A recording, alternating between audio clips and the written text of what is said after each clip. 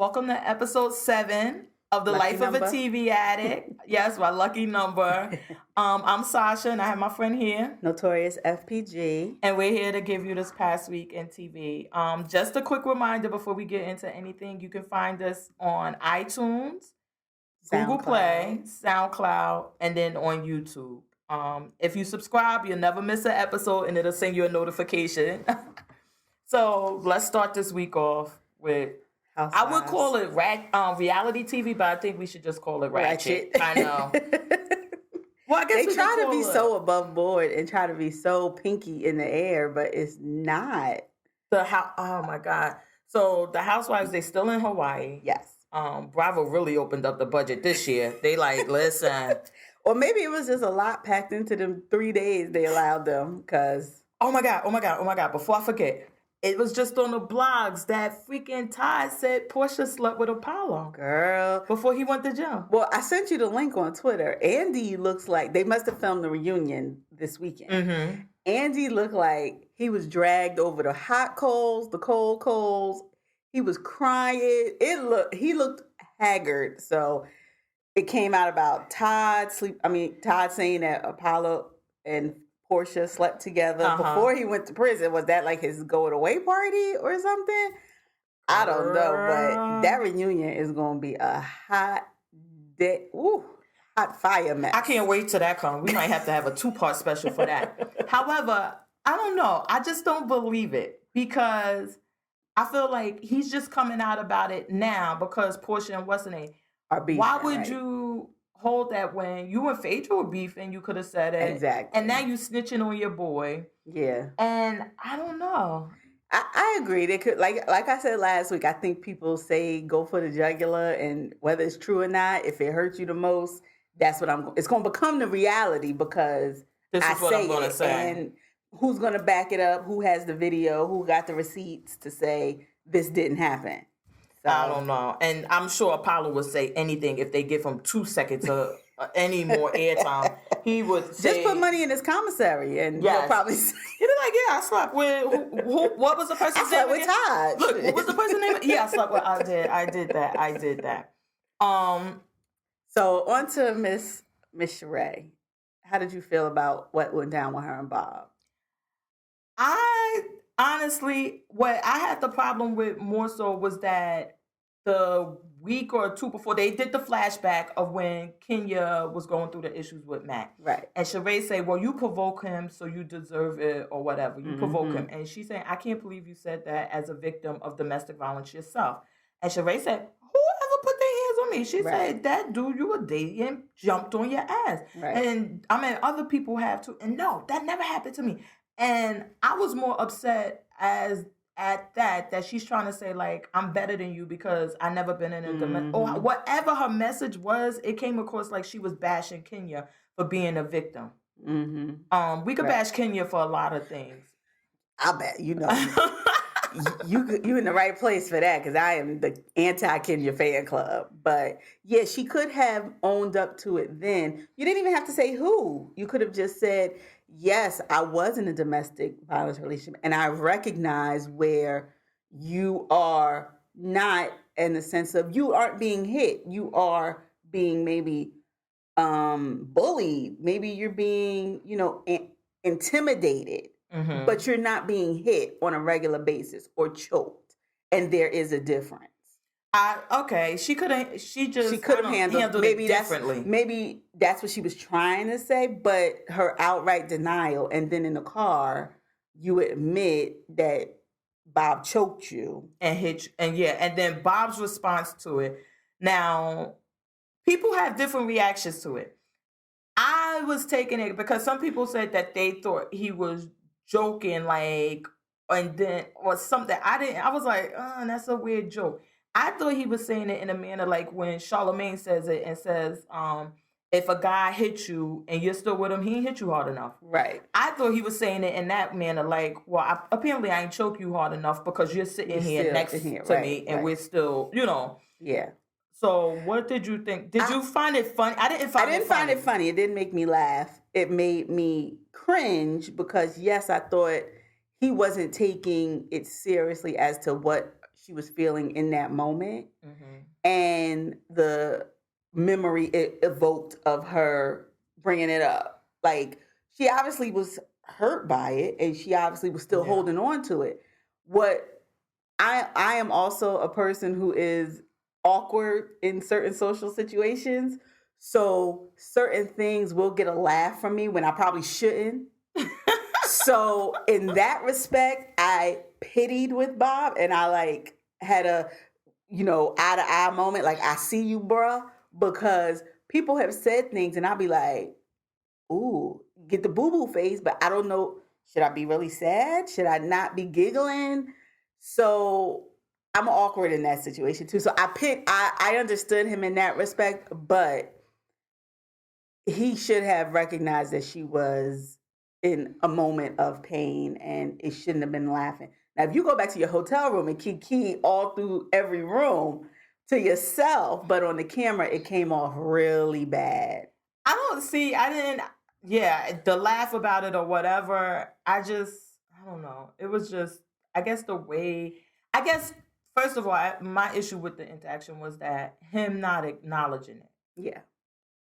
And when she started to cry, he could have went over and said, listen, I know that's what I did, or I know that's how you feel, or whatever. I'm sorry, and to move forward. Mm-hmm. But the real tea is, like I told you before, you won't be scraping the bottom barrel of the gossip sites. The real tea is that his girlfriend came down on the Hawaii trip. What? Yeah. Stop. Remember we kept saying, what happened to this girl? Well, she came down. Oh. So that basically, this is all for TV. Right. And I don't know if Sheree's in on it, which I'm sure she probably is. Yeah, she need the storyline. Exactly. But it's just otherwise you just trying to get a house and write a book that you've been getting a house for how long? Stop playing. What they used to call it, Chateau never be finished. Because it ain't never happened. But then, what was it? And I told you, I said last week, I'm like, I bet Todd has something to do with Kandi bringing those receipts. I bet. That just seemed like so bitch of and what he would do. Mm-hmm. And we saw they go in the room, and he's like, well, what else can you do? You brought out the receipts, you brought out the text. I'm like, I knew you set her up to do that. While it was a good moment. I was getting ready to say, and not so much that, but he knew about it. He was there. And Kandi seems like the type to say the next morning, like, Portia been texting me trying to, play down what happened last night. So I don't know if it was him trying to have her back more so than, I know, you're just so you're so anti-Todd. He was like, hey, come here, Kandi. I know it'll be good TV. It's all, but you notice every season it's got to be one. So we don't have Peter this season, but last season, wasn't it Nene that called him, told him he was acting like a bitch and wanted a peach? So now I guess it's Todd's season. And that season, let me tell you, Cynthia is good. She's really good. Because ain't no way you would have told my man he acting like a bitch. And then we still talk about being friends. Right. Yeah. And we talk about a friendship contract. Well, and now you know that the rumor is that Nene and Kim are both in talks. Are coming back, and Cynthia is going to be out. You don't care about Cynthia? I won't miss it. I mean, what's she going to have next year? I think that maybe if Cynthia brought more of her business, yes, and her lifestyle and her role as being a model. I mean, she was engaged to Russell Simmons. She was engaged to Christopher. Oh no, not Christopher. Jason Williams, the basketball player. Right. Were her and Leon engaged, or did they just have the daughter? I don't know, but even that relationship, it was a long-term relationship, and things they were like that. To bring in more about her without the messiness. Yeah, and I guess but then now hear me out. I need to just get a reality TV contract going so I can come up with some ideas because I would not mind seeing a Cynthia Bailey reality dating show. You single, back on the scene. Fabulous at 50. We just saw you. We just saw you release this naked photo of you poised with this horrible Afro wig. The wig was horrible, but the body was amazing. I would sign up for a Cynthia Bailey type reality dating show bachelorette style. We all in the house. I got this beautiful lake house that I need somebody to help me pay this mortgage. Y'all take one of these rooms and we're going to have, like little challenges every week. Oh, I would be there for it, honey. So maybe then I would. So she might be shopping something if she's saying she's going to leave. Well, I guess I would be here for her for one more season. Just at least a little insight to see her dating, single on the scene. Have you gotten past your little Smurf phase? Are you ready to get a full-grown man that wears big boy pants? Let's see. I want to see it. Obviously, Peter had that good because she was ready to drop it like it's hot in Hawaii for him. Then we had the other. What else was it that we had in? That on pretty much was it. They left Portia on the shore with her boo when they went on the went on the speedboat, and I didn't disagree. I didn't feel like that was a bad decision. Obviously, Portia felt. So she was like, "Oh yeah, we fight, then we get over it the next day." Oh no. Yeah, girl, let me tell you, they don't want you to come on the boat. So you and him. Need oh wait, I did remember seeing some people were saying, "Did you think?" Phaedra's always inappropriate to me on vacation. Digging the thong out her butt or whatever she was doing. I thought it was, but because he was gay, I'm like, so shut up. He's gay. But as far as him being... He's not out the closet yet. Well, as far as him being Portia's boyfriend, it was inappropriate. Right. And it was like too much. But every vacation, she comes out with this totally... Hoochie. Hoochie Mama outfit. It wasn't even outfit. Even Kenya made fun of it at the art show when she walked in with the booty pads. Yeah, it wasn't even the outfit. It was the fact that she like, oh, it seemed like my booty want to eat this thong. Girl, let me dig this thong out, and kept digging in her butt, and she. I'm like, what the fuck is going on? I don't know. That shit was just weird. It was, and then you want to be the prayer cloth lady. I'm having to come to Jesus for y'all. But that is what I've always loved about Phaedra, because she is in the world and she is of the world, as the church say. She is phony baloney Phaedra. She does whatever she got to do to get that coin. But I guess that was pretty much. Yeah, that was mostly it for this episode. I guess we have coming up. Wait. Oh, this week when they go back and see what's going to happen. Yeah, and I'm sure we'll have more from this whole where they do the recommitment or whatever thing when they was all talking in the room. I guess we'll get time. Right. I guess we'll get more from that. And well, I told you earlier that I binge watched my Beverly Hills Girl, and I missed them. They just so fabulous, and the beef they have. You're like, really? It's so not beef, but it's so rich. But we have the Housewives of New York coming back. Okay. Now I kind of got out of them. Come back in, girl. Really? Because Bethany came back last season, right? And that brought everything back into the show or whatever. Is the Countess? She was there because I know she married this guy now over the break. So maybe she won't return. I don't know, because I know that was a point of contention, because him and Sonia got, not Sonia, him and, which one? Sonia, he fucked all of them, right? Yeah. Okay. And that's what they were saying last season. Like, it basically looked like he's a housewife chaser. Right. That he's looking to be with someone on the show so he can be on the show. Right. And he has money. He doesn't mind spending it, but it's just like, whoever will take me and let me get on the show. Right. And Luann, who's fucking clueless, met the guy, and then a month later they were engaged and she was in love and moving I love Luann has always been a little... Gold digger? Not even that so much. I think she's just always been a little, throw around with her vagina. Like, we've always seen her on vacation. All of a sudden, somebody slept over. Some little young chippy slept over. Remember her? Don't be all like, uncool. I love that Luann went from the Countess to a little slut-esque.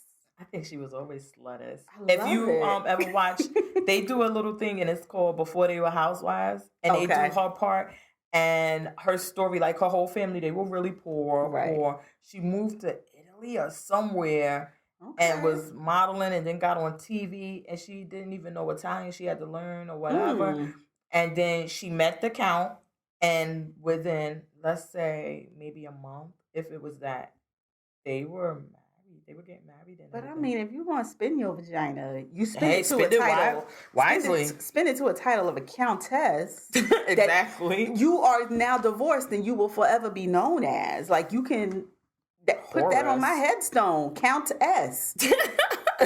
The rest, I guess she did and it. the dates. That's it. That's all you put on my headstone. I guess she did it right because this girl, I mean, but before they were housewives, you see that play out. With Bethany, we all know what her story was because we watched her. And I guess we'll see a little bit more now with that whole restraining order and thing that went on this summer. Her husband got a restraining order? No, she had to put one on him. And that fucking gay gold digger. Not that let me clear that up. I'm not using gay as an insult. The man is gay. He is gay. When she first met him, I'm like, hey, Bethany. It's just her story always, I don't want to say it saddens me, but I remember when she first came on and she was dating that guy who looked like the guy from Sex and he looked like the guy from Sex and the City with the bald head. Yes. Wasn't he Jewish? He didn't want to marry her. Yeah. He didn't want kids. And I'm like, and you meet this other guy, you marry, go through all of this stuff. And I'm like, if you'd have stayed with that guy, just imagine, like, you'd have probably been happy. Like, just like you said on Sex and the City. Like, you didn't have the perfect look, but Charlotte was happy with him. Well, I guess it's because the guy didn't want to go to the next step or anything with her. And she's like, oh, well, this is what I want. And then she meets Jason, is he really a doctor? I know he was saying he's a dentist or something, right? Okay. I think he's a dentist. Well, you know how that shit go, because they a doctor, then the next day they unemployed. But she married him, and I'm like, Bethany, you don't see anything kind of wrong with this guy. And then remember, that amount of money she got when she did that Skinny Girl, that changed everything. I think that was really where it went because he became Mr. Like, he was at least had his own identity, I think, at first. And the money was okay. Yeah, they were maybe more level. She got that 100 and something million. It was like, okay, bye. And she skyrocketed, everywhere. So, even, popcorn, cocktails, everything is Skinny Girl. I wouldn't be surprised if he has a lover that's just waiting and that's living in Bethany's penthouse or whatever that she had to leave him. Girl, check into that. But I think that's why her ass stays so skinny. That's stress, cause girl, that picture that she put on Instagram with her wearing her daughter's pajamas, I was like, okay, wait, that chick is 4 years old. How the hell you a grown ass woman fitting in some 4-year-old's pajamas? That's too small. I gotta see her because that's crazy. Yeah. But we're gonna do the New York Housewives. I'm with it. I'm with it. I'll get back into it. I do miss the lady with the leg though. That was the last season. I was really, really committed. When that bitch walked out and left her leg on the table, she threw her leg on the table. Oh, that was the last season I was committed. Nope, she's not there. We got the girl from the Kennedys. She was ratchet. Oh my God, I didn't watch that, but she's not there because everybody got their legs this year.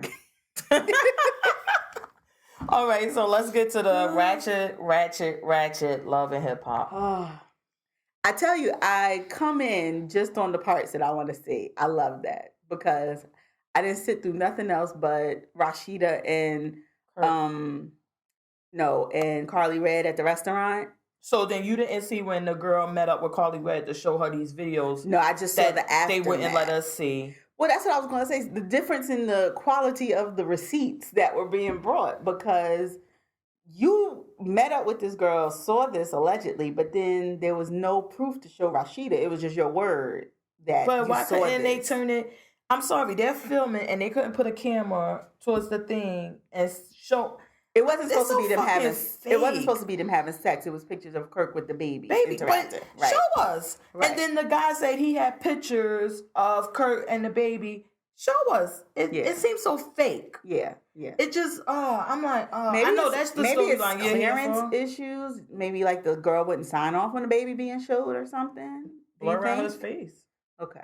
Yeah. They could have literally blurred out the whole video, but just had the camera facing the thing. So you see how do we know she at? didn't just pass a blank phone? Right. And Carly, she there for her coins. She's like, oh my God, falling out.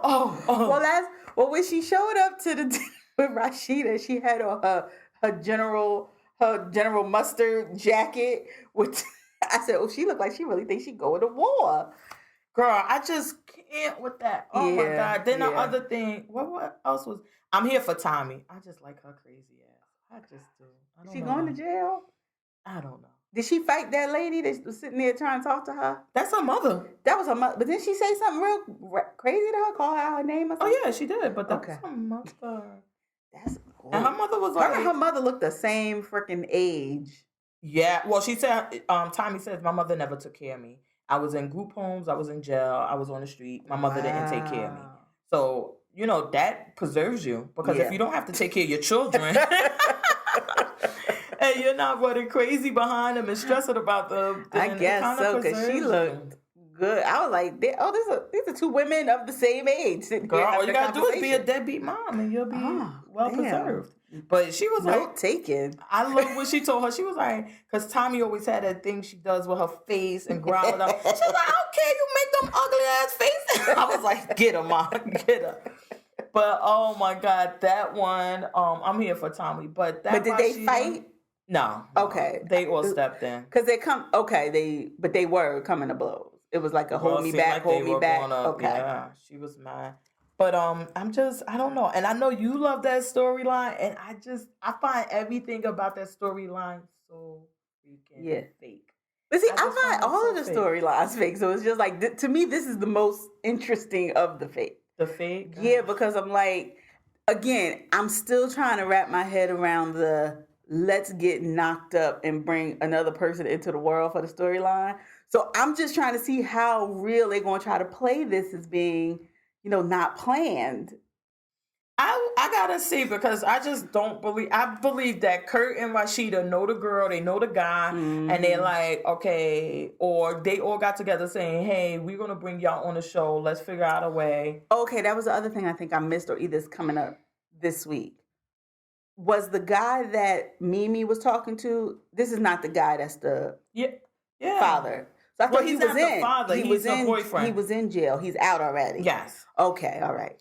Well, that was the whole thing. Because I saw them getting into it at some point. They had come face to face, and he tells her about hopping from ride to ride. Yes, because his name is Rod. His name is Rod. I almost fell out the chair. And he was talking about the shower. All I had was the video with her holding on to the shower. So he's saying, you hopping from ride to rods. I'm like, my God. But basically, Mimi's trying to say, like, he was a scammer. He was doing whatever, and you took her money or whatever, and now he's back. Which I don't understand. And maybe that's going to be the storyline that, listen, I know he's a scammer, and I think he's trying to scam you and Kurt with this baby story. Could be. Yeah. Girl, I went to sleep when Rashida confronted Kurt. I had fell asleep by then. Oh yeah, I didn't stay tuned in. My daughter, she was like, "You missed the end." I said, "Don't rewind it. Don't restart it." We're just gonna alternative facts. They had a fight. We saw it. I saw it. Yeah, and then okay, hip hop Hollywood Squares. I watched it too. I liked it. See, I liked it. The only thing, I thought the questions were so fucking dumb. Oh, yeah, no, I agree. They had one question. Amber Rose was literally sitting here, and thank God they picked Cardi B, because, she's pure entertainment. Yeah. I love this girl. The question was, is Amber Rose booty fake or real? With her sitting right there. Right.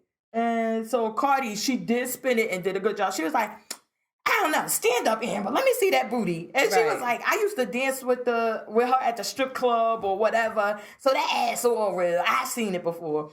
And it was good. Like, Cardi put a spin on it. Now, this is the part that I don't understand. How could it have been a Western? I remember Hollywood. I'm a woman of a certain age. I remember it too. I remember the original. You didn't have celebrities as the contestants representing There was contestants that stood up there. So why do we need Ray J and what's his wife's name? Representing the contestants sitting on the couch? Like, I don't. Why can't the contestants be the contestants? That's part of the interaction. It's just supposed to be the Hollywood Squares. I don't need the contestants to be these D-list celebrities too. Yeah, I didn't understand that part, because the first one that I watched, these people, they were so far on the list, they weren't even D-list. Girl. Because I couldn't even recognize when I saw Lil Duval up there, I was like, wait a minute. Damn it. I was like, hold up. Who are these people? Yeah. I didn't know who it was. So I thought they were contestants because they were so far on the list. Then I knew one wasn't. And I'm like, oh, maybe that's the whole thing. You play against a celebrity the win. And I was like, whatever. Yeah. But then, no, I it's two think it should be the celebrities. contestants as the contestants. Because then it's... Wait, hold on. Let's be 100. They do not need another season of this bullshit. Oh, but I'm here for it. I mean, it's VH1. You know, VH1 wants to be BET while BET wants to be CNN right now. But whatever. So I like it. And I like that the celebrities go from, A-list to D-list.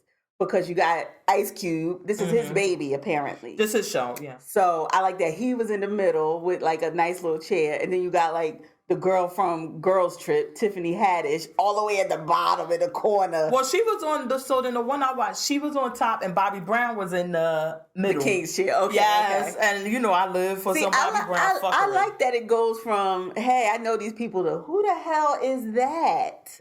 But I think the only thing that throws me off is the celebrity thing. I'm like, I don't need the celebrities as spokespeople up there with, it should be the contestants up there answering the questions. So they need to change that, and they also need to get writers for these questions. Yes. Because I'm not going to sit here and entertain fucking questions about Amber Rose's ass, which we all know is not real. If I remember, that was the whole point of... There was one I saw, though, where the question was about a word, and it was Young... I think it was Young Dro, who they asked him, what does this word mean? Da, da, da, da, da. And, of course, whoever the celebrity was that was representing the girl thought he wouldn't know what the hell he was talking about. And he got it right. And everybody was like, you better go ahead and have a vocabulary. So that's what I'm always here. I do like that aspect of Hollywood Squares. But... Well, if it's like that, the one I saw, the questions were nowhere near that. Right. It was just so stupid. Yeah. I think the best question I heard was that the girl Tiffany whatever, she was on something else I saw. And she used to be on the Gerard Carmichael show. I don't know. Yes, that's where I saw her from. Yeah. So she was like, the question was who has a tramp stamp? And they put up three male actors. Yes. And she was like, it's Shamar. I was at his house and I went in the pool. And that one was good. So that type of stuff. But again, it goes along with her being what we would consider like D or E S-list celebrity. Right. And Shamar being on CBS. And you're like... How do they know each other? Exactly. Does she really? Or is she gassing us? Yeah. So that part was good. That's what I always enjoyed about Hollywood Squares. But yeah, the only thing, I mean, even the dancing in the middle and we got all of the Uptown Girls dancing and stuff. I don't even mind that. I just like the interaction between the celebrity and the non-celebrity of the contestant. That's what I miss. I don't think we need these. If they're going to keep the dancing, they could do that shit, like literally cut to commercial and have them dance for the studio audience and bring it back. I don't want to see that shucking and driving. Got time for that bullshit. All right, so that's going to wrap up about our reality. Oh my gosh. What do you want to get into? Well, we need to get into Feud because we didn't get into that last week. Okay, so that was one of my picks for it's a Ryan Murphy produced show about women of a certain age in Hollywood, which we always hear about. We still hear about, and the women in this show are portraying the story of Joan Crawford and Betty Davis when they did the movie Whatever Happened to Baby Jane. So when you picked this, and I had told you last week, I tried to watch it, and this thing was so dry and boring. And then I watched it again on the snow day, and my daughter like, is this a movie? It's so boring. And I'm like, no. But then I text you and I said, this is going to be heavy at the Emmys. I can see it because all of the actors are there. You have Catherine Zeta-Jones. You have what is her name? But what's the girl that Susan Sarandon? Yes, you have all the big and Jessica Lange. They're playing the title characters. You have everybody's there. Yeah, the acting is great. The show is just dry and boring. Yeah, I guess it has to be something you're interested in. Like if you follow there's two stories and maybe you just have a thing for the 50s and you're kind of into that. It has to be, something has to pull you in and keep you wanting to come back. So I was a big fan of Mommy Dearest, which is the story of Joan Crawford that Faye Dunaway played. Sorry. And that was one of my favorite movies. So in researching about Joan Crawford, this is where my interest comes in. And I like seeing this whole, side of her. She was married to a CEO of Pepsi in real life. Mm-hmm. And she was like their spokesperson. Everywhere she went, there was a Pepsi machine put up somehow.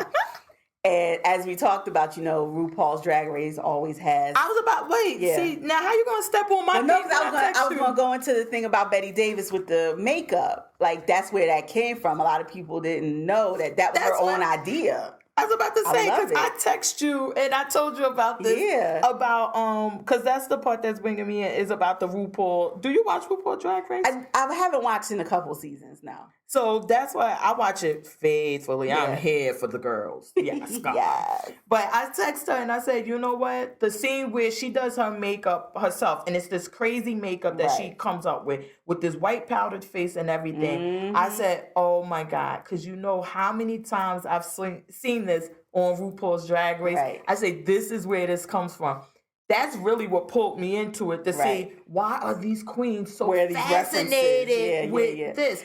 And I was pulled in because I was like, in the story where they're telling how she's actually this is Betty Davis trolling Joan Crawford, because when they gave her this whole choice of wigs, the prop lady is telling her, well, this is the wig that Joan wore in Mildred Pierce. So she's like, you know what? Give me that wig and I'm going to do my makeup. And because this was not how the makeup was going to be. The makeup person wasn't going in that route.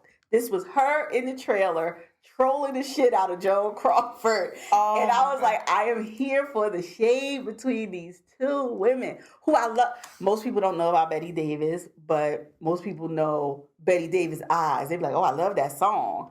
Mm-hmm. She was a queen back in the day. Like I said, now, and I'm keeping it all the way 100 with y'all. Dude. This show is boring as shit. But the fact that it's about a movie that's so relevant and so predominant with the queens. Yeah. And when I say queens, drag queens on RuPaul. It's almost like a Paris is Burning kind of thing. They love, I mean, every season someone does something from this movie, and there's always a reference made every season. Mm-hmm. From Joan Crawford, it's every freaking season. Yeah. So I'm gonna be here for it just for that, because I need to know what the queen's all about. It's interesting how it's a horror. They keep categorizing it a horror movie, and I'm like, I told my mom, I said, I haven't seen that movie in so long. When this is over, I'm gonna rewatch it, because I'm like, I don't remember being like scared. I remember just thinking she was crazy, but I don't remember horror. So I'm like, I'm gonna have to rewatch it. Oh no, Mommy Dearest, but that was Joan Crawford's real life. That gave me nightmares. That was her. But so if you're into, if you're into the RuPaul Drag Race, into the queens, I would watch. And if you're one of those like me, when the award season starts and you want to see everything that's nominated so you can make your decision, you might as well watch this shit now, because it's going to be nominated somewhere. It's got big names attached to it, and the actresses are just doing a fantastic. Yeah, they're killing it. And I guess I just love that these are real people they're playing. And it's such a relevant story now, because you hear women of a certain age like Susan Sarandon, like Jessica Lange, saying how their roles have been limited. So these two women in the 50s had this same fight and had to come up with a way of getting their movie made about two act. And it's a whole line of actresses of a certain age aging, how they do it, and then having to come back in to play actresses of a certain age. Like, it's just a timeline of the same thing, and how long these women have been dealing with this hypocrisy. Well, if I wasn't going to do it for the queens, after watching you, I'm going to explain this right now. I'll do it for you, because you are really passionate about this show. But my daughter, she went to sleep. She woke up. She like, you still watching this movie? And I'm like, it's not a freaking movie. Okay, so Feud, that's going to be something that we pick up. Yeah, we'll give you a couple episodes to catch up, and then we'll revisit and see where you are with it. Because I think it's only like 2 episodes in so far. Yeah, it's only 2. And it comes on Sunday. Yeah. Night. So, all right. So then, did you watch This Is Us? Yes, I did. How'd you feel about it?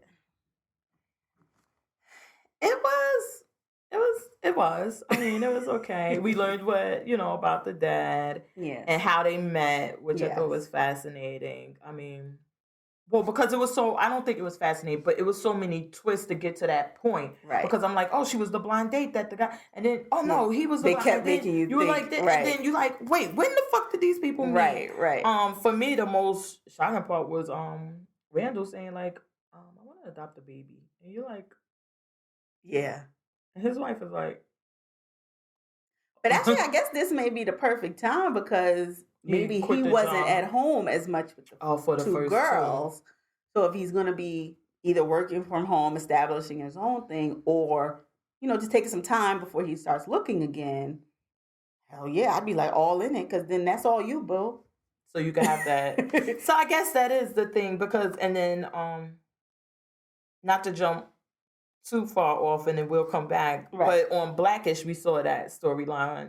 That was the thing that he was like, I'm taking paternity leave and everything. And then he looked back like, I've only been here with one kid. I haven't been here with the rest. And then he started looking at them like, see, that's why they jacked up. If I was that made me laugh, yeah.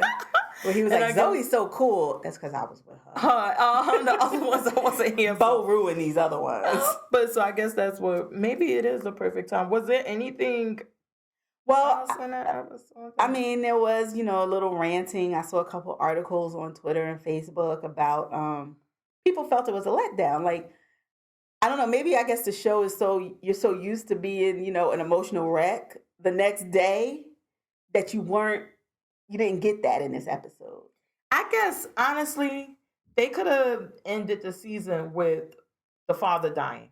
Randall's father dying. Right. And then picked up the pieces. I mean, while I love or even that funeral episode. I was about to say, maybe that would have been okay, too, because while I love the funeral, and I loved him doing the monologue, that I mean, we could have done without or waited till next year. Him walking out of the office should have ended and the call from Ron Howard, and that could have been ended it and had us waiting for next season. I wonder if they didn't know if they were going to be picked up for more seasons, and maybe reshot the finale to leave it more open ended. Because it could have been like a. But if they did that, it would have been open ended. Because we would have wondered, what did Randall really do? But we still didn't get how the father died. So what I'm wondering is if the finale episode was going to be how the father died, if they didn't get picked up. So because we have these questions: how did he die? When did the mom and Miguel get together? So I wonder if they reshot it. But if we weren't going to get another season, we would have had all our answers. You understand what I'm saying? No. We would have been left with questions. Because that would have been better for them. Because we would have been left with the questions. We would have been on Twitter. We would have been on what's the name saying that don't guarantee you going answers. And that don't guarantee NBC going to write that check.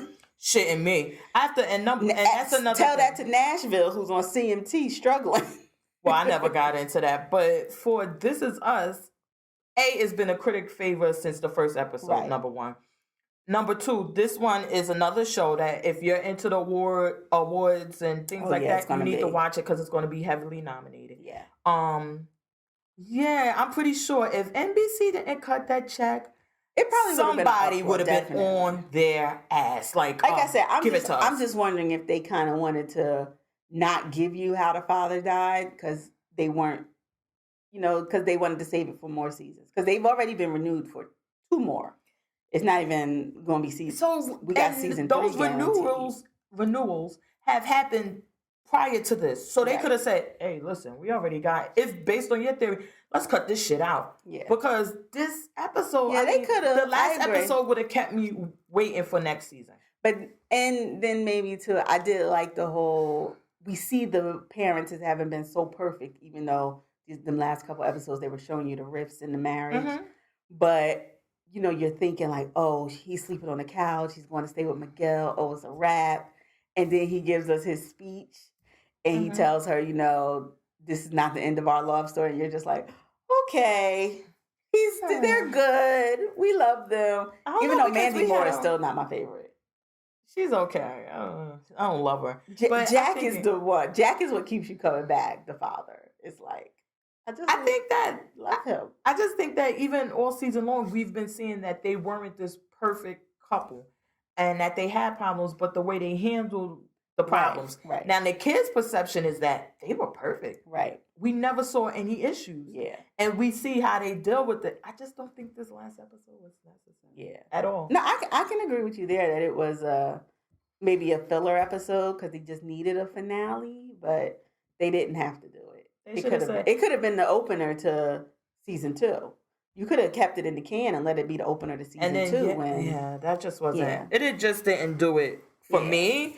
I don't think it was the gut wrenching part though, because even though that's what I don't need that every episode because I'm just an too emotional wreck every episode, so I can deal with a light episode of. And like I said, the part for me was Randall saying he wanted to adopt a baby, but I could. Am I hanging on how you say bated breath and waiting to see if they go? No, I really don't give a fuck. Exactly. So they could have.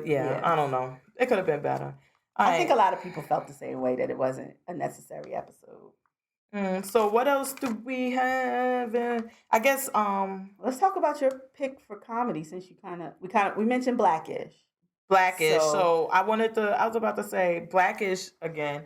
I know you're tired of it, but we gotta do it because it's the best thing on. And they dealt with Bo, because all of this time she's been hiding the pregnancy from her job. So they find out that she's pregnant and how that plays out. Right before she's up for a promotion. That's the thing. And she doesn't get the promotion. She doesn't get the promotion. I don't know if it's because I'm pregnant or if I just wasn't qualified. I swear though, sometimes I see shades of my people, meaning my group of friends in these shows, because a few common friends of ours, we all give nicknames to people. Mm-hmm. So I love that she called her Holiday Hannah in front of her face. And then she was like, "Oh wait, that's only me that calls you that. I forgot, because Anna's not even your name." Oh, and I said, "Dear Lord, if that does not remind me of my friends, because I can say a name and they'll know exactly who I'm referring to about, because that's somehow how we refer to this person, and that's not their name. It's just one thing in time that has associated them forever with that. Oh my God, I love that. With her, I just think that episode, it just had so many with important things, with Dre taking paternity leave. Mm-hmm. His job is a hot mess, but then I'm still, oh my God, they gotta do something with Dion Cole's character. I'm tired of him being this dumb ass black man. I'm just tired of it. Okay. I can understand if he has a funny, goofy or whatever, because sometimes when I'm talking about stuff with people, they like, "Oh my God, I can't believe you did," and it's funny or whatever, but people still know I'm educated, right? I'm intelligent. This is like, how did you get here? And I'm just getting tired of it. But he has to come. It needs to be at least 1 or 2 episodes where he's bringing something to the table. I understand your point in that one, but okay, here's my issue with that. They are not working at NASA, Like, Dre is not, splitting atoms. But everybody's job isn't. I'm not saying his job isn't important, but they write ads, they write commercials. They are. But even with the ads and the commercial, he's not bringing shit to that. Every week you see him as being this plumb dumb person who basically you're like, I guess it's affirmative action, and that's why he's there. But in that, so do you feel the same way about the boss's son? No, he's the boss's son.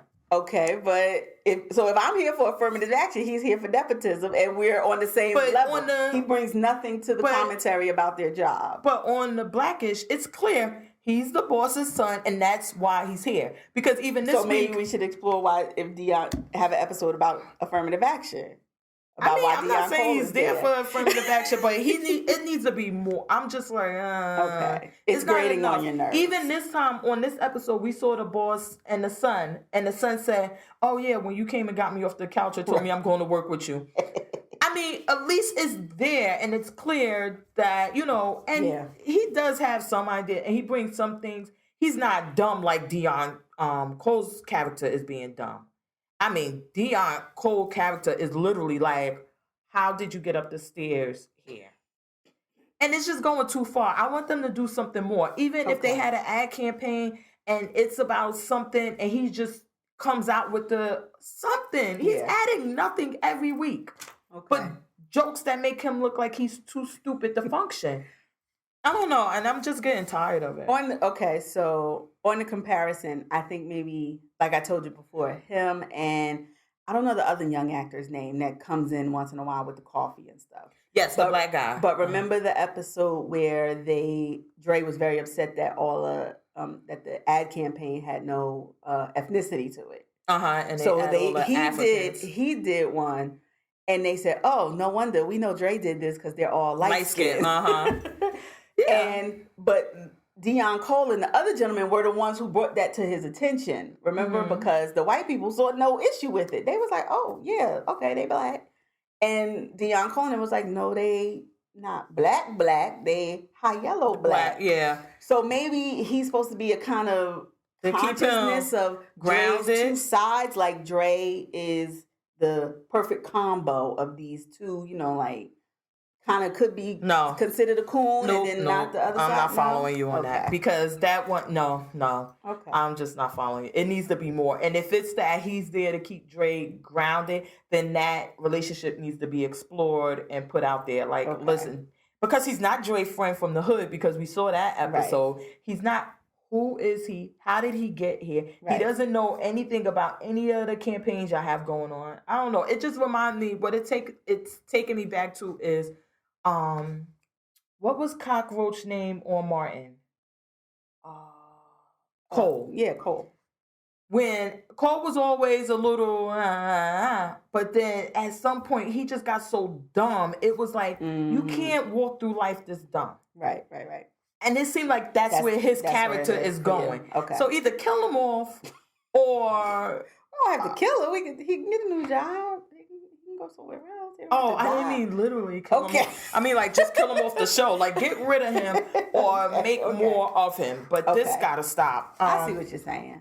The other part I liked is that when Bo goes to her job and she does this whole speech about being pregnant and whatever, but then the nanny does the same speech, gets pregnant and tells her, and she goes off, "I can't believe she got pregnant. How could she do this to her?" And it was like... Dre said, you do hear yourself, right? That's the same thing. You just...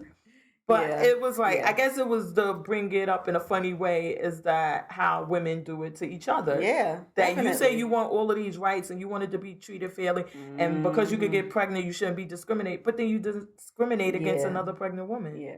And then it's like, I guess, she didn't see it as her affecting the job, but she sees the nanny affecting her. Mm-hmm. So it's like it's the same thing. You're affecting your job by taking this time, and I'm going to take exactly 8 weeks, and I'll be right back. And da da da da da. And when the nanny says that to you, like, she ain't gonna be taking just no 8 weeks. She gonna have to leave early, and da da da. And they're saying, yeah, that's just what you're gonna need to do. Like, you can't say it won't happen. Things happen. Family things happen. But I'm telling you, no lie, this happens in real life. And then I always say, women wonder why we can't get ahead because we're doing it to each other. And just for the simple fact of her going to her job and saying, I'm only going to take off 6 weeks. Mm-hmm. Well, if you're entitled to more, why can't you take it off? And so, but whatever, I like that. Yeah. And then, was I bugging, or did they keep referring to her as Black Nanny? Oh, no, they did. Oh, okay. I was Black Nanny. Because they did it to her face. At some point, she was like, but I'm right here. My name is... And they was like, excuse me, Black Nanny, I got this.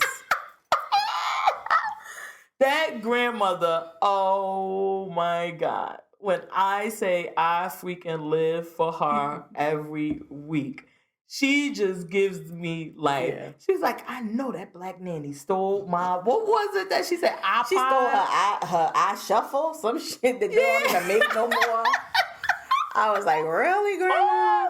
Oh, Lord. I know Tracy won this year, but I would love to see her nominated. Oh, yeah, I think she And I would love to see her get the win. Yeah. Oh, my God. She just gives me life. All right. I can see her as supporting. She would be a good supporting nominee. All right. Well, you know what? We were doing dramas, and we skipped around, and then we got into Black. So I guess we should. Well, no, because we were going to do comedy because we want to talk about Trial and Error. Oh, okay. You want to do? Yeah. So Trial and Error was my pick. Come on NBC, and it's about this guy who's accused of killing his wife, and John Lithgow is the main character. Yeah, so his father-in-law pays for his defense, bails him out of jail, and the whole thing is like, you got to get a Northeasterner. You got to get somebody from the Northeast. That's in quotes, air quotes, because yes. Northeasterner was code for Jew. Oh, was that you the didn't whole get that thing? Oh my God. See, that would have made it so much funnier because he kept rubbing his doing nose. The nose. Yeah, Northeasterner was his code for Jew. I don't believe you didn't get that. No. That was his reference. He kept saying, "Are you Northeastern by birth?" And he would rub his nose down. And when he told him, "Well, my parents were Northeastern, and my mom converted to Northeasternism." Oh my God! You didn't get all that? I didn't get because when he said that, even as I'm saying it to you, I'm not laughing because I didn't think it was funny. But I thought the shit was hilarious, and I didn't. That even was know what even more meant. funny to you. Yes, because when he said my mother could, and I was like, is he just being stupid because this guy's being stupid? Because how do you convert to being from the Northeast? I totally, oh my God, that shit made it more funnier. Now I'm going to watch it again because that shit just made it that much funnier. Yeah.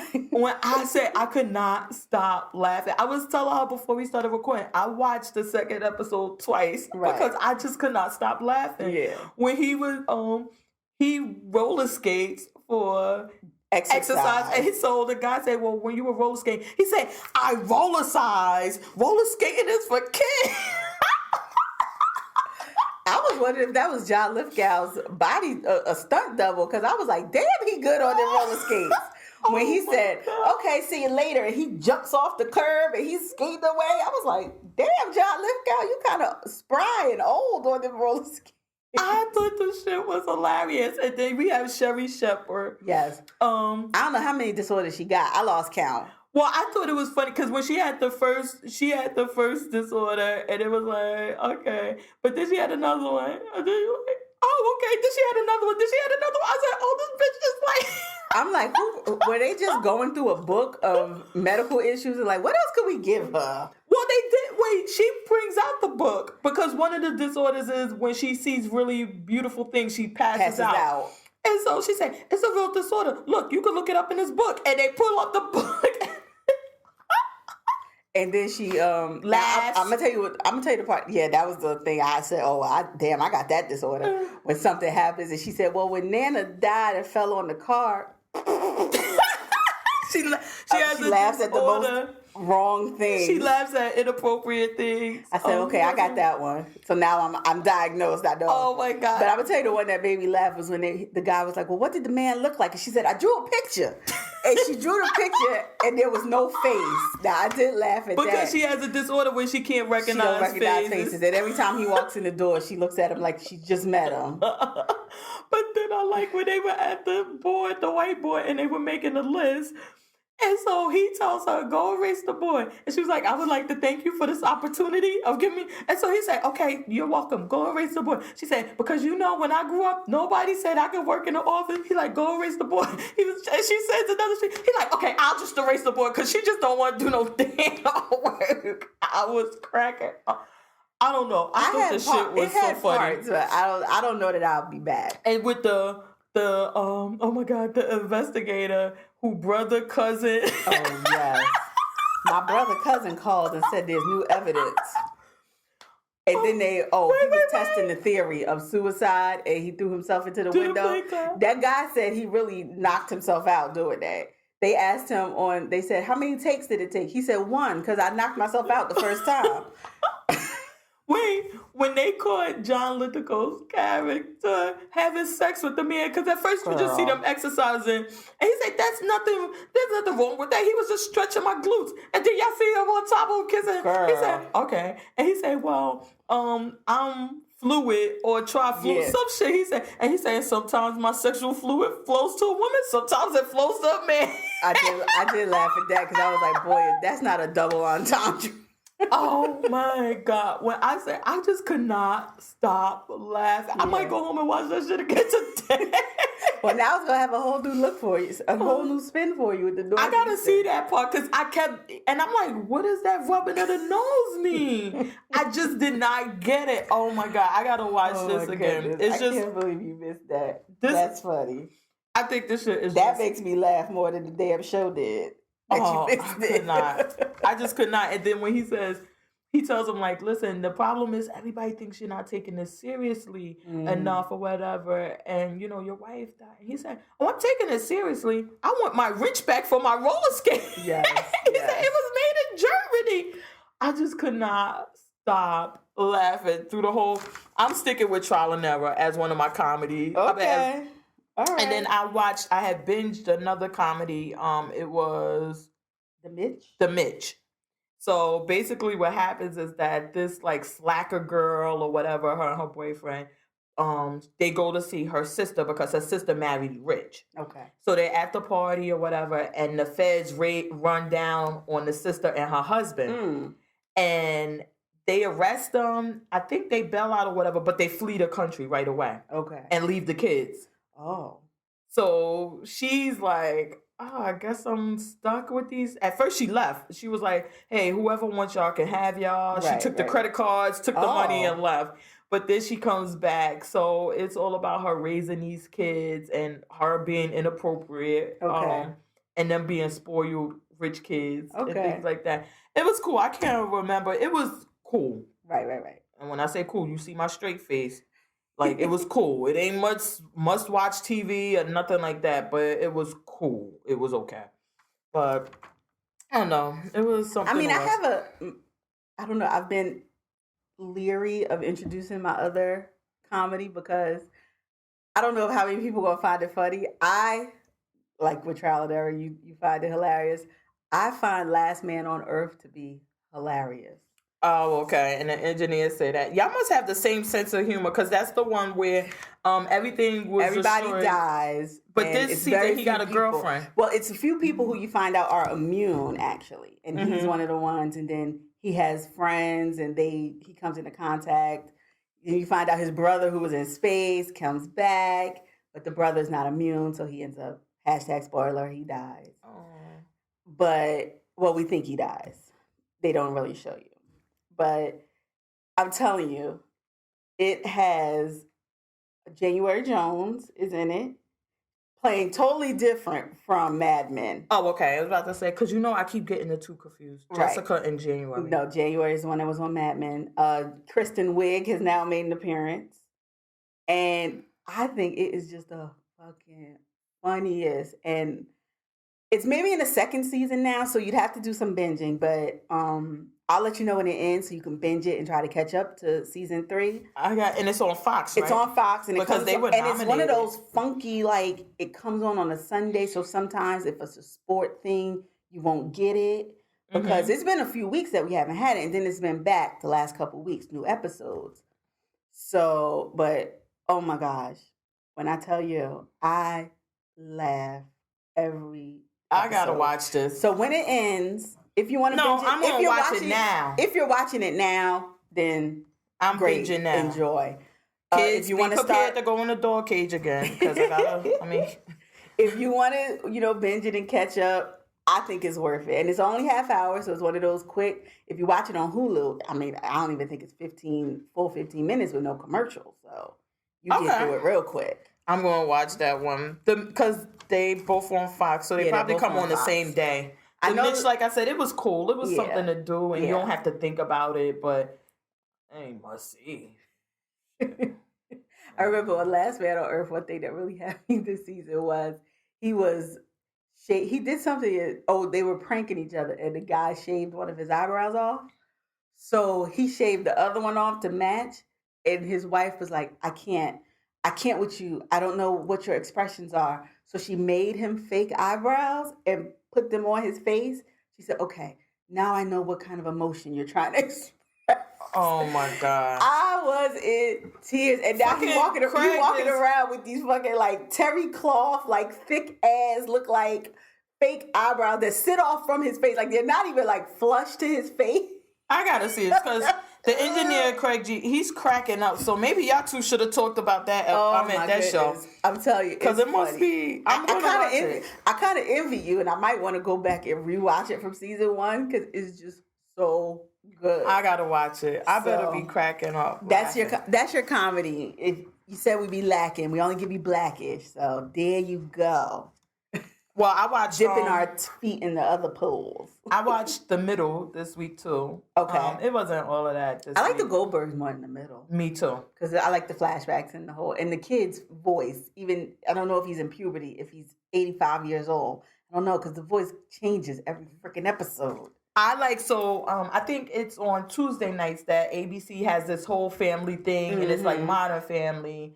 The Middle, the Goldbergs. Wednesdays. It comes on the same day as Blackish, so it's Wednesdays. Okay, and they go through and they got Fresh Off the Boat, which I loved the first season. Not so much this season.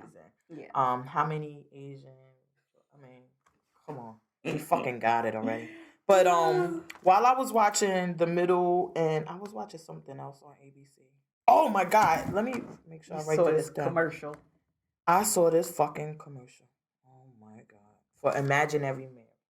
Imagining Mary, or is it Imaginary? Oh, it's Imaginary. I was gonna say, did you see it too? I saw the commercial for it, yeah, because I liked her. What was she? Wasn't she in not Third Rock from the Sun? What was her other show? The fuck if I know. I know what's gonna be her last show. This bullshit. Shut up. I even haven't. What in the entire fuck is ABC? Like, they don't have nothing better to spend their fucking money on. The premise of the show is about a woman who marries a man with 3 kids, and she's so lost on what to do that she resorts to relying on her imaginary friend she had as a kid. And then they show you this fucking troll or some shit come up.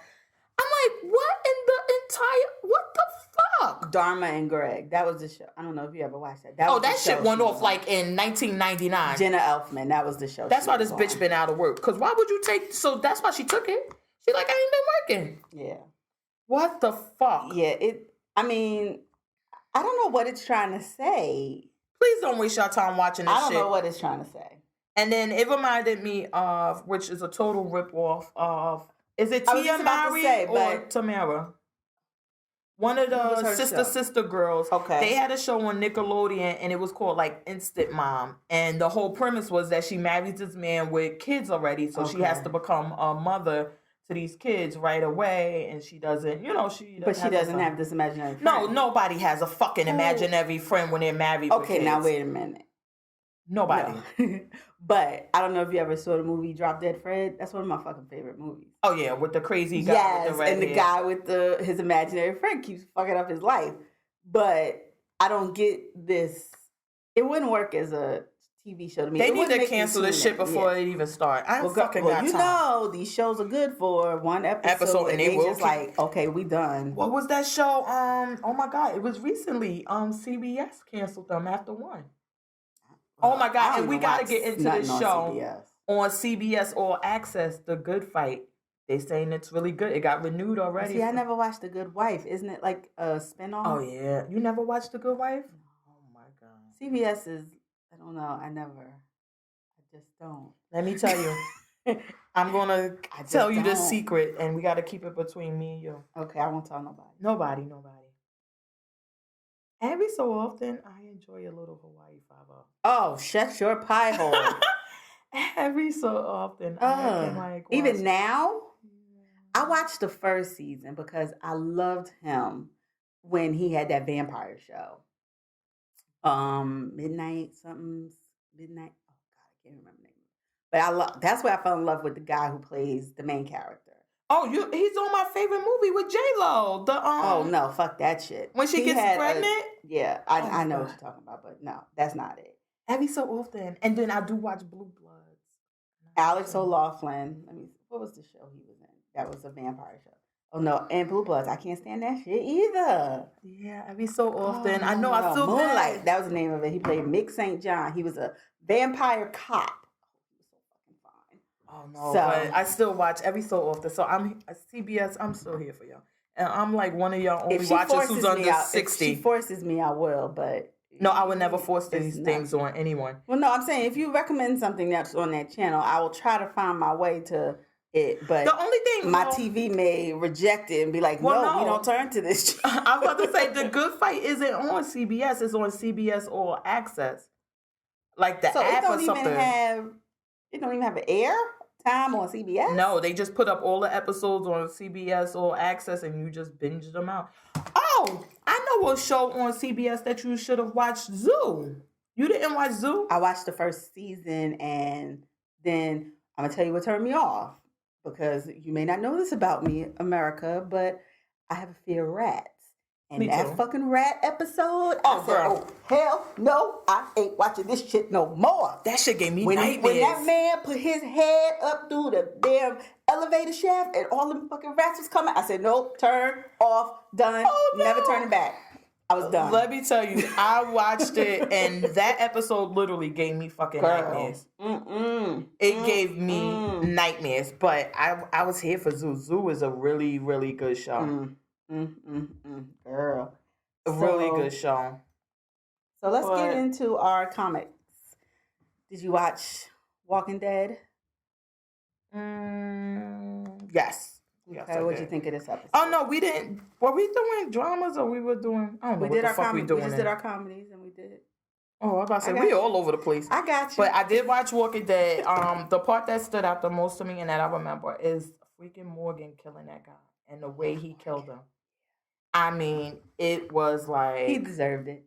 And, oh, absolutely. But it served the purpose, because this was what the guy wanted. He said, they were going to shoot me and I was going to die, and then they would know that you guys were falling in line until you started to fight against, because Ezekiel would be, he would be motivated with the death of someone he loved. Mm-hmm. So once he told Morgan that, Morgan said, okay, we can still make that happen. And I'm going to do it with you. And he buried him just where he wanted to be buried. Remember, he had put the sign there, bury me here. Mm-hmm. He did exactly what he wanted, because now they think Ezekiel and them are in line, because they saw Morgan sacrifice the one in their group to prove that he was the one who put all of this in motion. And now, like Carol said, we're going to fight. And Ezekiel said, okay, tomorrow. Okay. So... yeah, it served a good purpose, and I enjoyed this episode. So I didn't take that Morgan and the guy were in cahoots before he took the cantaloupe or whatever it was he took. No. Remember when Morgan confronted him when he was in the room after the boy died, and he said that's not what was supposed to happen. They were supposed to shoot me. Yes, that's when he had found the cantaloupe, and he knew that he had set all of this in motion to get Ezekiel motivated to fight. But so because I guess what I'm taking from you is that you're saying they were in cahoots to do it. No. This was this guy's plan. That was his plan. And then Morgan discovered it after the boy died and got pissed because he got the boy killed. Right. And when he confronted him, that's when he said that's not how it's supposed to happen. Morgan, within his own mind, decided, well, we're still going to make sure that they think we are falling in formation. Did he say that? No, but that was the way I took it. Oh, okay. Where he had this of when the guy gave him his speech, you're going to have to kill. You're going to have to, and Morgan in his mind said, okay. I took it as this.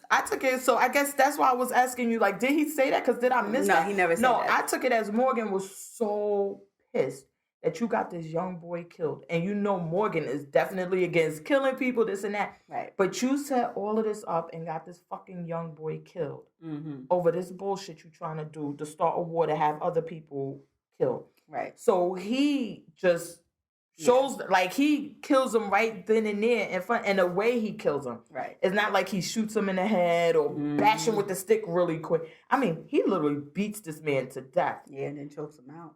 Yeah, I took it as that rage coming out. I didn't see it as being anything controlled, whereas you see it as it being a controlled reaction, like that he was. I saw it as Morgan losing it. Well, let me put it like this. I think it was something that he knew he was going to do when they got to that location to drop off that one cantaloupe. He knew that man was going to have to die to prove their loyalty to the Saviors. Mm-hmm. And did I think he knew that how or the way he was going to kill him? No.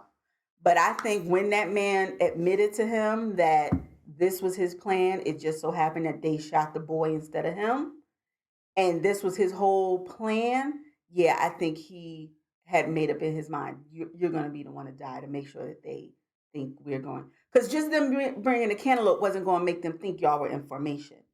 But I didn't even. So I guess that's where we disagree. I didn't take it as Morgan giving a fuck about that. I took it as Morgan losing it because then we see the flashbacks to him and his son, things like that. And the way I viewed it, I took it as Morgan losing it and like going bonkers on his ass. Right. Like not we getting information for anything. It's like, motherfucker, how dare you? Right. How dare you sacrifice this boy's life for your bullshit? Yeah. That's how I took it. Yeah. So we had I guess you could take it. You could take it either way because now the point where I saw Morgan out of control was where he was, when he was walking down the street in front of the supermarket and he was going back to his, clear. Got to clear. Exactly. Got to clear. That was where he was out of control, and then I feel like the realization of who had done it and he put all the puzzle pieces together, that's what brought him back to say, okay, now how are we going to make this right so we can fight and avenge this? We gotta I would love to hear what other people think about it. Because that part, I just thought, saw it as Morgan losing it. Yeah.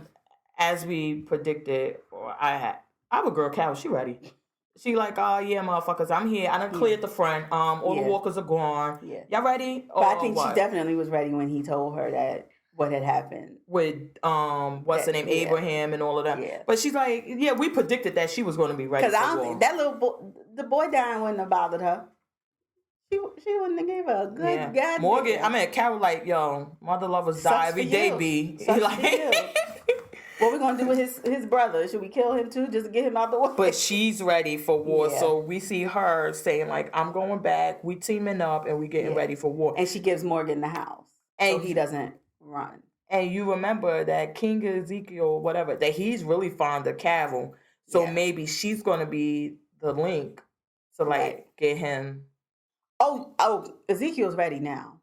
He recognizes that they have to train and they have to get guns and they have to fight because if not, it's never going to stop. And I mean, you knew that boy was, a boy of someone who had already died in his service, and he was looking out for him and a brother. And they had to.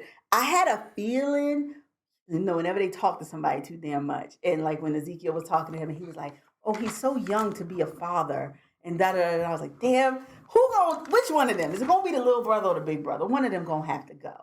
So. I felt bad, but it had to happen. I know, but I just wish I don't know.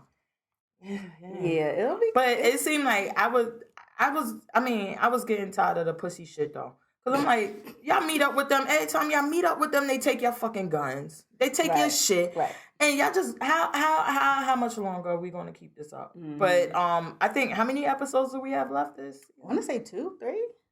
Oh, okay. Yeah. I need to see, because they saying when we rise, so I guess we're going to see the closing of this season be them getting all the groups together, and then next season probably is going to open with the fight, because I don't see any fighting happening this year. Maybe. They're not even together yet. Yeah, that's true. So, was there anything else in that episode that was really of a point? I don't think so. Not really. But now we got Morgan fucking killing people again. Carol, her ass stayed ready to go. Like she always on go. She like, just give me the word. I'm ready. I ain't killed a motherfucker in a long ass time. Okay, so then that one, oh my God. So let's go to Flash. Oh, you want to do the Flash though? Oh yeah, we still have some time. It ain't much. Flash, let's go. Yeah, I was about to say we could really skip over because shit ain't happened, but him fucking getting that dumbass Wally back. When I told him, leave him in that fucking. Told you. Reverse whatever the fuck he was Told you. He need to be. I had a little thug tear though when Jay had to get left. Oh, not my Jay. So it's Wally's so important. Fucking Wally need to be in the fucking. He need to go to the reverse world, wherever the fuck he want to go. Upside down. Upside down.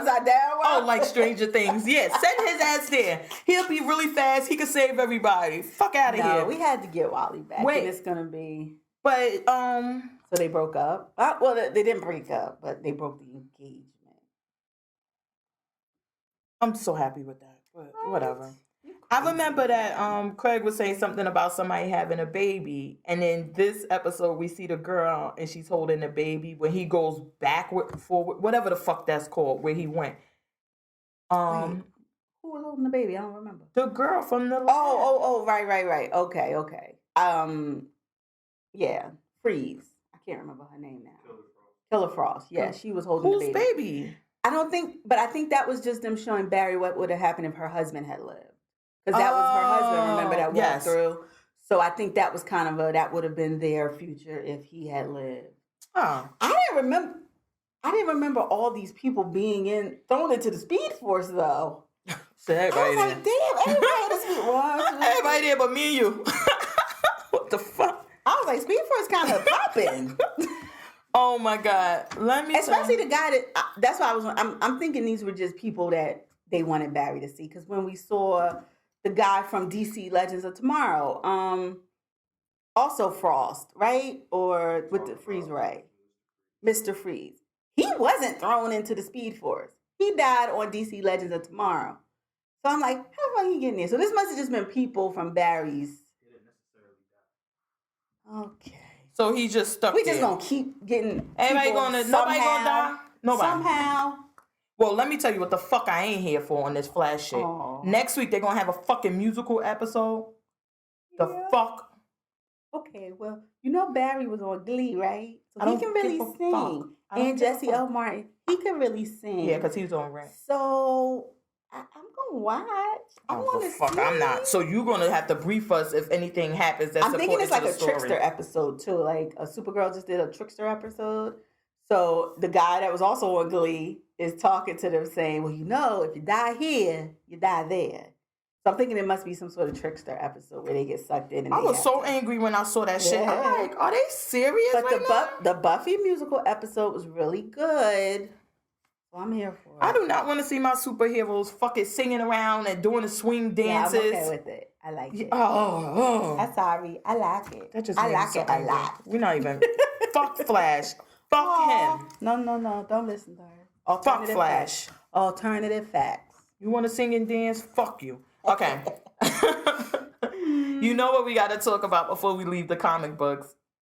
Iron Fist came out this weekend on Netflix. They put them all on Friday. Yeah. So I was just so happy when I got the thing. Still happy?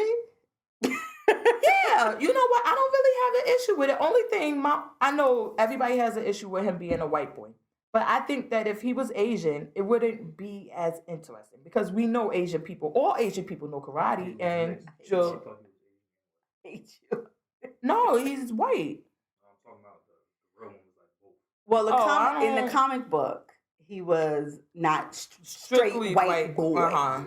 And I think that's where people are having a problem with it. Because the comic book canon was not fully adhered to in the casting. Mm-hmm. That wouldn't faze me so much as this motherfucker just look like he don't know what the fuck he doing. He with just the look fighting, like he dancing. Exactly. It looks more choreographed than it does. Daredevil looks more fucking realistic than this guy does. That's what I was about to say. I like that he was a white. I do like that he was a white boy, right? Because, like I said, all Asians know karate, jitsu. They know all that shit, and we know that already.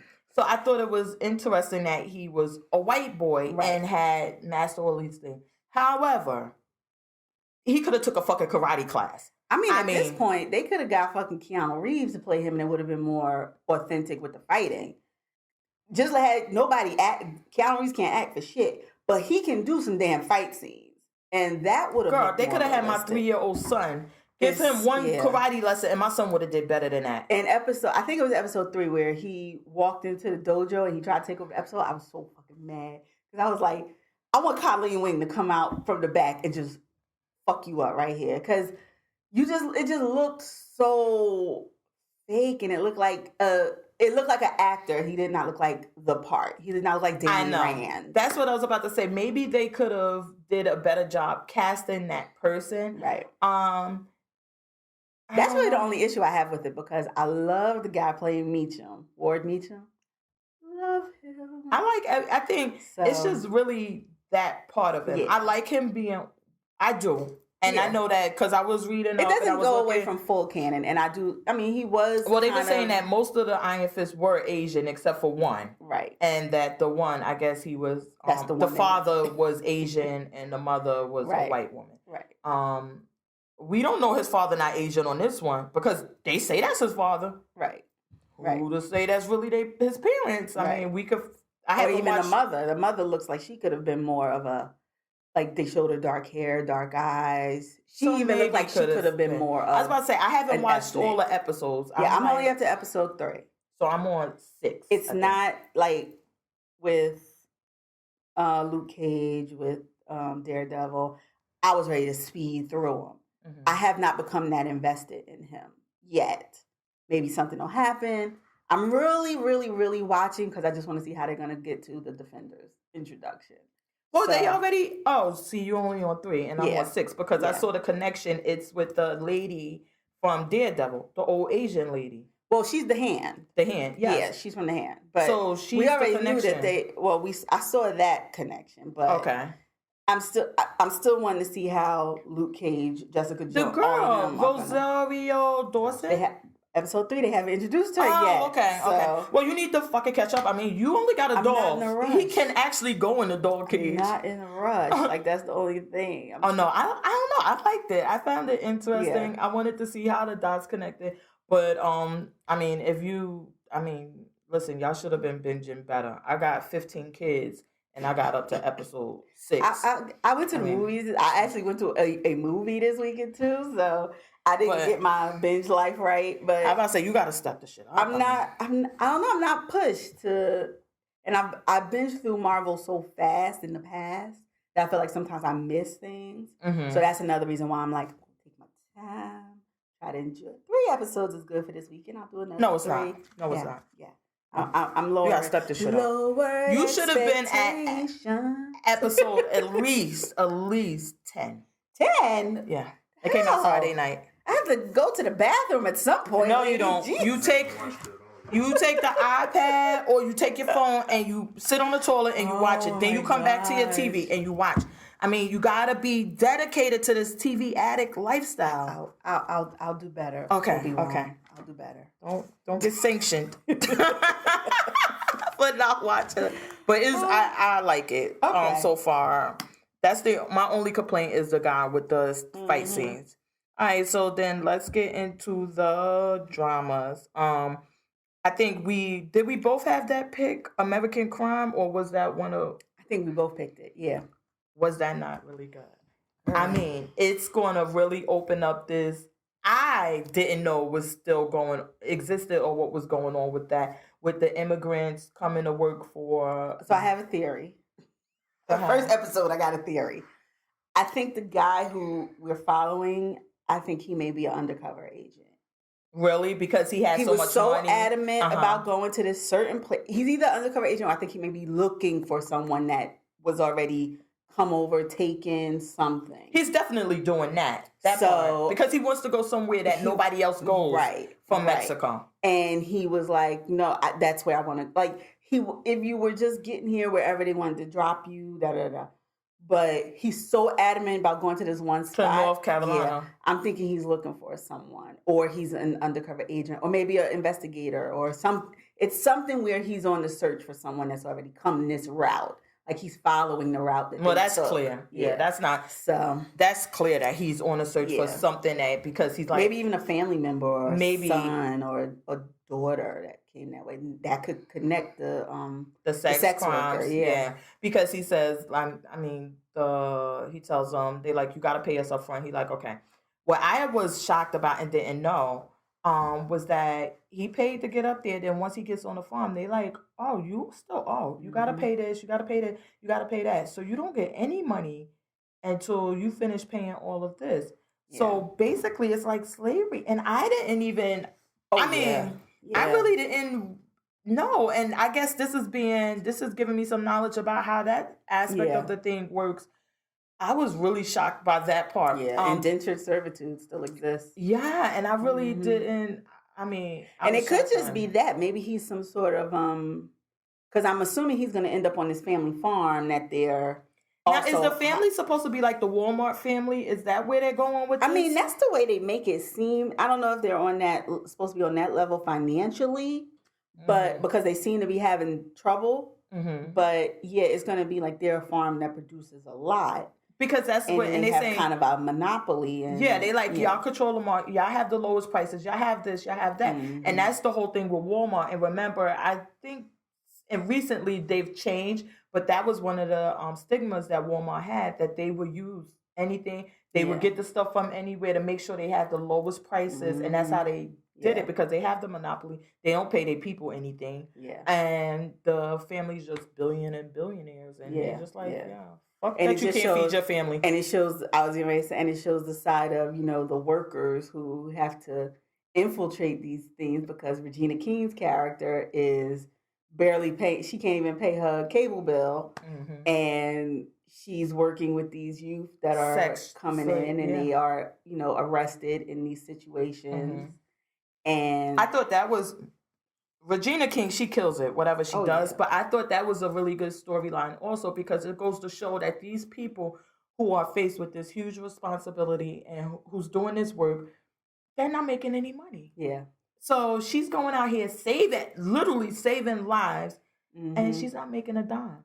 And then it also showed the, I guess, lack of, not seeing the compassion, because then you got the kid who's like, you don't really care. And she's, at that point, I think she's like, motherfucker, I'm barely sitting here paying for this meal, and you saying I don't care. So when he gets up to walk out, I can understand her frustration and not going after him, because it's like, you don't have to know my struggle to know just me sitting here with you should be enough to let you know I'm caring more than the average person. I took that more so as her being like, listen, I'm not a police, I'm not a cop, I'm not anything. I'm not here to arrest you. Because she said, it's your choice. Yeah. And when he left, she's like, that's the choice you make. And it just shows that revolving door, that for every one she gets, there's 10 who leave. And she ends up with the one girl. And which I just, this show is so good. But when she goes and tries to recruit the other little girl, and I'm like, oh my God, how this happened? But I guess this whole story, this is going to be, if they wanted to get new viewers in for season 3, they did it, because that episode was everything. I highly recommend that one. That's going to be on my must watch. Definitely. Oh man, I'm here for that.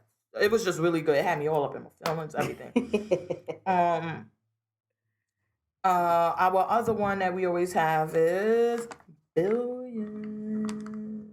We finally got our boys back together again. The band's back. Yeah. By the end of the episode, at least. Oh, it was a slow build up to it, because I was like, just get to them face to face. Come on. So I love Axe and Chuck. They just play so well together. Oh, I don't know.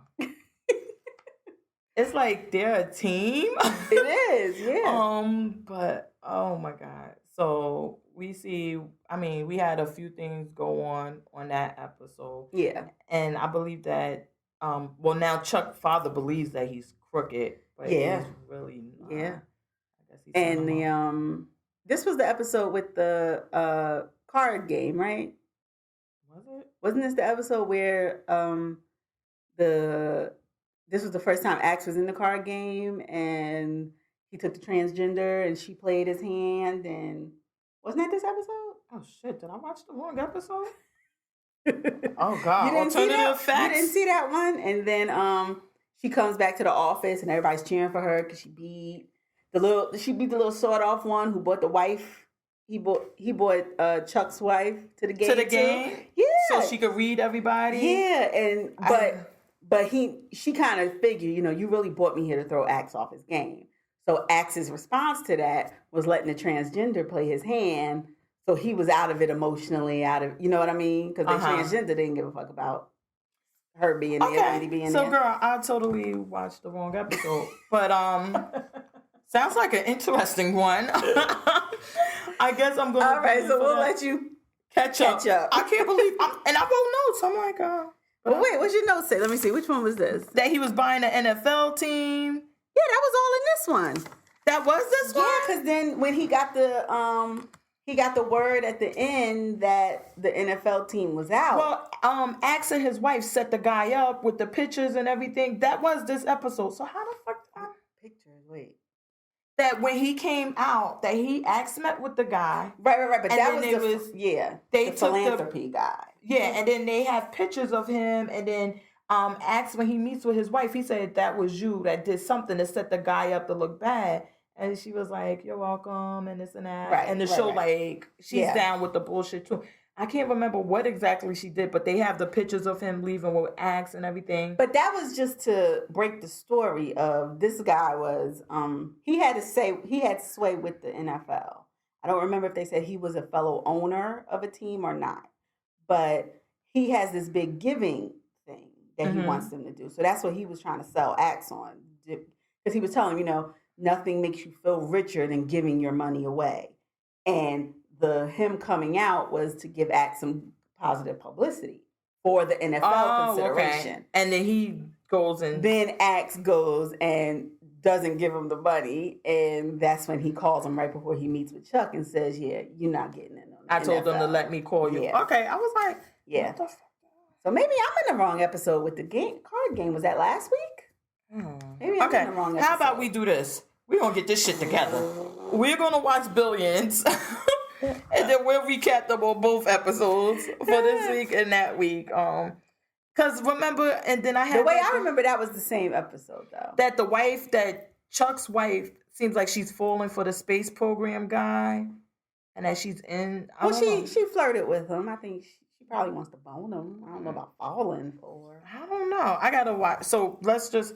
Billions. Sorry, guys. We're going to get back to Billions. It was too much other stuff, see? Oh my Told God. you. And then we had our show favorite, Big Little Lies. I can't with that show. Oh my God. So this dinner is going to be just a shit show with them that they've set up. Oh, with Bonnie and oh my God, with the husbands. I just love her So apparently she did have an affair with the playwright. The play guy. Not just him kissing her. You done, as Mimi said, hop from rod to rod with him. Oh my God, yes. And it shows on the coming attractions that she may either they're giving a flashback or she may revisit. I don't know. Because she's saying like, I told you it's never going to happen again, this and that. I'm like, and he probably like, yeah, you said that the last 5 times. And then we back together. Oh my God. And then we had, I like the part where Ziggy goes to the child therapist and the therapist said, listen, he would never hurt anybody. I can't see him being a bully and anything like that. She just breaks down. Like, thank God I can understand like his dad. That being so, a fear. Yeah. And then you have everybody else telling you, the school, the teacher, everybody's telling you, no, this is your son doing this stuff. And then you're like, but this is not the kid I know. And for somebody else to finally say, no, you're right. That's your kid. You were right about him. That's not who he is. I think I like that part, but I loved when she took him to the aquarium. She took him for lunch, and he said, "Okay, Mom, what's going on? Because the last time we did this, we were moving. So what is it this time?" I really loved how smart. How she breaks the news to him. I guess that's her thing, and that he thinks Darth Vader is his father. Yes, but Darth Vader's so evil, and she like the way she hides it and the way she acts when he brings it up. I could see him thinking like, he must be the worst man ever. Darth Vader. Oh my God. The mind of a child. That one, and then what was the other part that well, of course, our Alexander Skarsgård and Nicole Kidman. And you know what? So now I have to admit that I guess I was kind of wrong when I said that. I took it as that he was abusing her and that it was what's name. They are clearly in an abusive relationship. But it seems to some extent that she's okay with it because she's saying, it seems like we get off on this being rough to each other. Yeah. Where before I didn't agree with it because I'm like, no, the action. But you were right about that. And I think though she enjoys it in the bedroom. And for him, it's who he is. Because when they were in the closet and he went to grab her, I was like, ooh, the kids is coming. Wait. And she leaped out of his grasp like she really thought he was going to hurt her. So it seems like maybe she channeled it and was able to keep it in the bedroom, and now it's kind of exploding into the rest of their lives. I don't know, but Yeah, he gonna really go crazy. he was when ready she to tell him. wild out on her in that when he said, I love just how it just goes to Alexander Skarsgård because he's so. When were we going to discuss this? Yeah, when were you going to tell me? Well, when she tells him that Up to 100, back to practicing, he's gonna lose his. Oh, you can mind. tell that's what's coming. He's gonna not lose a fan. He want to have another baby, and she like, yeah, no, you know, I can't. I want to have a girl. You know, I don't want I want no to say, kids. boy, you know them eggs is dust. Shut Yeah, up. she like, the fuck is wrong with you? But that part, yeah, I was like, oh my god, what was the other? It was some other part, but I had here when Reese Witherspoon says about Bonnie. She was like, if she shows me how to peel a fucking potato, I'm gonna shove it down her throat. I was cracking up. Because Reese Witherspoon's character, it's like she's so perfect, put together, everything. But then she say shit like this, and you're like, "Oh, she's about that life too." Yeah. Oh, when she says to Ziggy mom, I think I found Ziggy's dad, and she pulls up the picture, and she's looking like, I don't know if that's him. Yeah, I need to really hear his voice. But we see Nicole Kidman like just sitting there like. Yeah, everything was weird about judgy a little bit. It seemed. Well, everything was weird about that scene, like the fact that she's.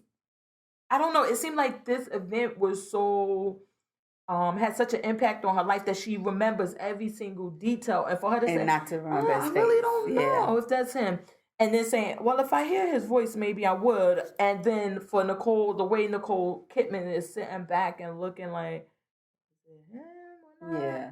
I mean, I don't want to give any spoilers, but I think it goes to also just how crazy Reese Witherspoon's character is, because this guy you're putting her on the trail of doesn't have the name of the name she gave you. So I could just see her sitting up there typing, Bale, Bates, Barker. But you know what I mean? Like just going down the line because she's so neurotic about fixing people's problems. Yeah. And that's what it is. And I'm like, and you about to put this crazy bitch with a gun on this dude trail that probably, I'm more than certain, is not the person who raped her and is Ziggy's father. There's one person. Now maybe she'll help her find him in the future. But I'm like, and even Nicole Kidman said that, she was like, but that's not the name. She said, it's close enough. Close enough. Thanks. It's close enough. And I'm like, no, it's not. You about to get this dude murdered. Well, I mean, I read the book, so it's really good what happens. But, oh my God, that one. And then when she says, you can't leave us. How are you going to leave us to do what's best for your kid? Yes, We'll miss you. I was cracking up because I can see me and my friends talk, and that's something I would say. Like, exactly. It was just it's more about us. Yeah, it was just, I don't know. I'm always here for Big Little Lies. Yeah, and then definitely. I didn't know that right after the episode goes off, there's a part where the director and the producer, I guess David E. Kelly, does this thing. I saw it this week, and his reaction to the episode. Yeah. And he like, you know what? They did me a favor. Like that scene with them two in the car and they doing that release. He said, I love, like, I mean, and the director says that he was like, I was in tears. Like I didn't know what was going to happen because just them and not even the way that they're killing these roles. I mean, they're on their A game. I'm sure somebody's going to be nominated from the show, if not the whole show. Yeah, definitely. I can't wait. Oh my God, I can't wait till award season. But we're going to do our picks and everything. All right, so it's time for us to kind of wrap this up. We're going to do our picks for the week. You want to start? You want me to start? Okay. So I'm sure your husband will appreciate this. My first pick is Into the Badlands. Oh my God. It comes on tonight after Walking Dead. So Talking Dead is going to be an hour late. So Into the Badlands, it's a post-apocalyptic, kung fu, western. You just got all your genres covered. And Danny Wu is gorgeous. And it's just a fun show, I think. Like I said, it started off slow to me last season, but by the end, it picked up and was just where I wanted it to be. So Into the Badlands is one of my picks for tonight. We talked about it earlier. I'm still with Feud. I think even if you may not know the history of the women, I think you'll enjoy it. If you're not a 19-year-old girl who just gets bored with things like that. And last but not least, tomorrow we have Dancing with the Stars comes back. Oh my God. And Absolutely as I told you, the only reason I'm here for it, well, one of the reasons is Real Housewives of Beverly Hills, Erica Jane, the pretty mess, is one of the contestants. So I am here for her. Charo, I'm not here for. But you got Chris Kattan, you got David Ross, who's a baseball player. Erica Jane is with Gleb, who's tall and Russian and very attractive. Mm-hmm. So it'll be interesting to see. And Mr. T. I mean, it just has you go from left to right all over the spectrum with your D-list celebrities. So I always say I'm not going to watch Dancing with the Stars, and then there'll be one person that pulls me back in. So I'm going to check it out tomorrow. Oh my God. So the shows that I have, trial and error. I wish everybody just added to their list. I know. I gave this recommendation before. I should have got something different, but I just find it so funny. RuPaul Drag Race is starting this Friday on VH1. I'll be back in. I'm definitely here for my girls. I watch them every season, so this won't change. I'm going to be binging Iron Fist, so I probably won't have time for any new shows. But American Crime, Shades of Blue. I know you saw. Oh, and don't forget, our show starts on Shots Fired. Shots Fired starts this week. Okay, so that's another one of my recommendations to watch. And then I'm gonna be watching Feud. I'm gonna have to. You could do it like tape Feud and then watch it right after Drag Race. So it'll be like a whole theme. No, because I gotta watch Feud early in the day after I had my coffee. If not, I'm asleep. I will fall asleep. So I got you. But that's gonna be so. Those are my picks. But my number one pick, if you don't watch anything else, you gotta watch RuPaul. You gotta watch her. You got to. Yeah. Okay. So we're gonna get out of here. Let y'all get on with the rest of your week. You can find us. Don't forget, you can find us on Twitter. I'm at JMO About. At Notorious FPG. And we're available on iTunes, SoundCloud, and Google Play every Tuesday. Yes. We're available. And then we're available on YouTube, usually the day of or the day after every week. Drop us a comment or anything if there's any shows. Oh, my God. I'm sorry. One of my recommendations, how could I forget, was The Outsiders. And it comes on a weird channel. It's called I forgot the channel, but it comes on the same channel as Underground. Okay. Like I told you, my WGN or something. WGN, The Outsiders, and it's about these people living in the mountains. We'll get into that next week. Oh, that's my guy from Sons of Anarchy. Yes, Opie. God. Opie. Yes. So you gotta watch this one. Outsiders and then Underground. We're gonna give the Underground a shot because one of our listeners said, can y'all talk about Underground? So we're gonna give that a shot and we'll see how that goes. All right, so thank you everyone for joining us this week. The Life of a TV Addict, episode 7. Out.